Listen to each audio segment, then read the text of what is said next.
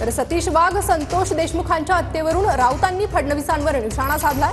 फडणवीसांना राज्य अशा प्रकारे चालवायचं आहे का असा सवाल राऊतांनी केलाय। पूर्ववैमनस्यातून झालेल्या हत्येला सरकार जबाबदार नसतं असं यावर संजय शिरसाट यांनी प्रत्युत्तर दिलंय।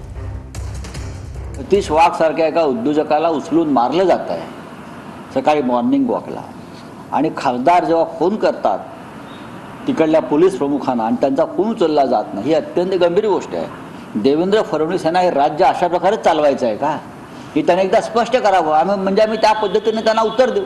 ठीक आहे, आम्ही रस्त्यावरती उतरू, आमच्यावर तुम्ही गोळ्या झाडाल, बाकी काय कराल, आम्हाला तुरुंगात टाकाल, बाकी तुमच्या हातात काय आहे, आमची तयारी आहे। बघा, हत्या होणं, पूर्ववैमनस्यातून काही घटना घडणं याला सरकार जबाबदार नसतं, परंतु सरकार त्या गोष्टीचा तपास जरूर करतं।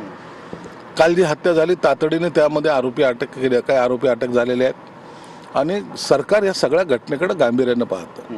कोणतीही कुणाचीही हत्या हो, कोणताही दुर्घटना घडो किंवा एखादी अमानुष कृत्य जो कोणी करणार असेल त्याला तातडीनं पायबंद कसा घालता येईल ही सरकारची भूमिका असते। सरकार ती भूमिका आपली